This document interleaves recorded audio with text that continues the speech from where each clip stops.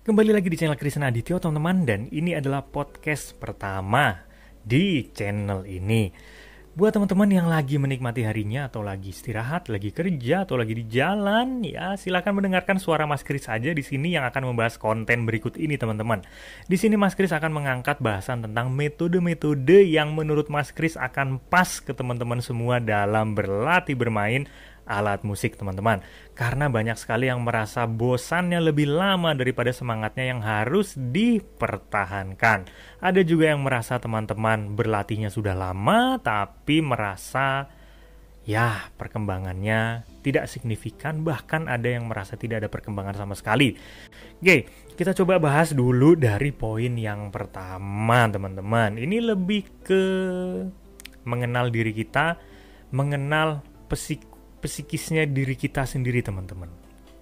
Nah, sebenarnya apa sih yang mau kita harapkan dalam bermain musik? Ya, itu dulu yang Mas Kris tanyain ke teman-teman. Apa yang teman-teman harapkan dari kita bermain musik? Ya, hanya teman-teman yang tahu, dan pastikan teman-teman dalam keadaan tidak tertekan. Ya, kalau Mas Kris sendiri sih bermain musik untuk kenyamanan hati. Ya, jadi poin yang paling penting yang paling pertama adalah buat kondisi di mana teman-teman lagi nyaman-nyamannya. Buat kondisi teman-teman tidak dalam tekanan. Buat kondisi teman-teman kondisinya lagi santai ya, dan pastikan perutnya terisi supaya yang kita serap itu mudah masuk juga teman-teman ya. Kadang kalau kita dalam kondisi lapar ya otomatis pikirannya kesana kemari ya, kurang fokus dan macam-macam. Oke, itu poin yang paling pertama sebenarnya. Ini poin yang paling mendasar ya. Yang kedua adalah, ini idenya agak gila teman-teman. Yang poin yang kedua ini, coba cari benda atau apapun yang lain yang bisa membunuh waktu teman-teman saat berlatih. Apa sih yang Mas Kris maksud? Gini teman-teman, kita sudah menetapkan latihan 3 jam misal, 3 jam atau mungkin 2 jam gitu. Tapi dalam niat kan kita kan niat sih oke ya, oke kita latihan 3 jam, eksekusinya 1 jam, aduh lemes, tapi harus latihan 2 jam, latihan terus gitu. Nah, Mas Kris nawarin poin yang kedua ini, cari kayak benda atau apapun yang bisa membunuh waktu latihan teman-teman 3 jam itu. Misal 20 menit pertama teman-teman latihan, habis itu teman-teman main game 10 menit, 5 menit, atau main game 2 jam. Setelah main game latihan lagi, atau mungkin kalau Mas Kris nih ya, posisinya latihan, sambil latihan ada cemilan gitu. Ya memang di piano tidak menganjurkan kita bermain sambil makan. Kita bermain sambil melakukan sesuatu hal yang lain, tapi biarkan badan kita ini dimanjain dulu teman-teman ya. Badan kita ini dikasih apa ya, bisa dibilang ya dimanjakan, lebih tepatnya seperti itu. Supaya nggak sepaneng teman-teman latihannya ya. Nanti bakal bosen kalau latihan terus. Tuh kan? Pasti akan bosen. Nanti Mas Kris akan cerita deh. Pengalaman Mas Kris waktu ngajar di Piano Buddies ini menarik. Nah, kemudian dari si benda pelarian ini teman-teman, itu akan mengalihkan kita punya pikiran nantinya. Setelah kita latihan, kita beralih ke situ, nanti kita akan kembali latihan lagi. Sama kayak anak-anak kecil gitu. Ada anak kecil yang kalau latihan bersama dengan gurunya, waktu itu Mas Kris dapat kabar ini dari waktu Mas Kris ngevlog di Kawai Musik Jogja, itu ada juga sama. Si anak ini kalau lagi belajar gitu, dia butuh waktu khusus untuk dia menggambar. Jadi habis latihan barang cuman 10 menit, 15 menit latihan, kemudian dia menggambar. Setelah dia menggambar, baru dia kembali fokus lagi latihan. Sama kita juga seperti itu teman-teman. Bukan cuman anak kecil doang, kita juga begitu ya. Jadi manjakan diri kita dalam berlatih. Oke. Kemudian poin yang ketiga teman-teman, coba latihannya difokuskan ke satu bab dulu. Ya memang banyak sekali pilihan YouTuber di sana yang menarik-menarik bahannya, tapi coba kira-kira bahan apa dulu sih yang teman-teman pengen kuasai, apa dulu yang teman-teman pengen pelajari. Nah, maka dari itu Mas Kris kalau mau ngasih materi piano badis, Mas Kris tanya dulu mainnya kayak gimana dulu, ya. Kasih dulu video ke Mas Kris permainannya. Baru Mas Kris bisa menentukan apa materi yang dibutuhkan. Nanti Mas Kris bakal bilang tuh materinya ini, gimana, mau nggak mau ya udah ganti lagi kayak gitu. Nah, teman-teman juga harus sama, teman-teman harus mengetahui sampai mana teman-teman latihan selama ini, apa yang kurang. Teman-teman kan merasa tidak ada perkembangan di situ. Di bagian mananya? Jangan bilang nanti tidak ada perkembangan, tapi nggak tahu di bagian mananya. Nah, itu yang jadi pertanyaan kan. Semoga teman-teman nanti bisa menyadari hal tersebut dan pilih satu video. Jadi satu YouTuber, pilih satu video yang berhubungan dengan materi yang teman-teman lagi pelajari saat ini.